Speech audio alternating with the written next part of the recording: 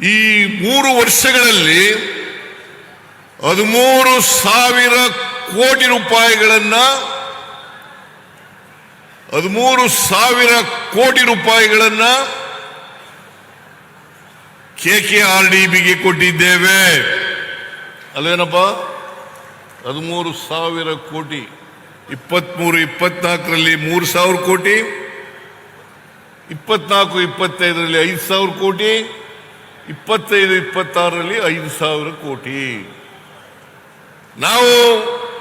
ನಾನು ಮಲ್ಲಿಕಾರ್ಜುನ ಖರ್ಗೆ ಅವರು, DK ಶಿವಕುಮಾರ್ ಅವರು ಕಲಬುರಗಿಗೆ ಬಂದಿದ್ದು.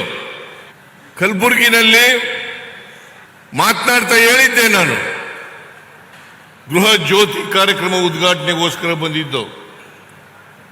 ಆ ಕಾರ್ಯಕ್ರಮದಲ್ಲಿ ಹೇಳಿದ್ದೆ ನಾನು, ಹೈದರಾಬಾದ್ ಕರ್ನಾಟಕ ಅಭಿವೃದ್ಧಿಗೆ, ಕಲ್ಯಾಣ ಕರ್ನಾಟಕದ ಅಭಿವೃದ್ಧಿಗೆ 5,000 ರೂಪಾಯಿಗಳನ್ನು ಪ್ರತಿ ವರ್ಷ ಕೊಡುತ್ತೇನೆ ಅಂತ ಹೇಳಿದ್ದೆ. ಅದರಂತೆ ನಾನು 2 ವರ್ಷಗಳಲ್ಲಿ 10,000 ಕೋಟಿ, ಮೊದಲನೇ ವರ್ಷ 3,000 ಕೋಟಿ, ಒಟ್ಟು 13,000 ಕೋಟಿ ರೂಪಾಯಿಗಳನ್ನು ಕೊಟ್ಟಿದ್ದೇನೆ.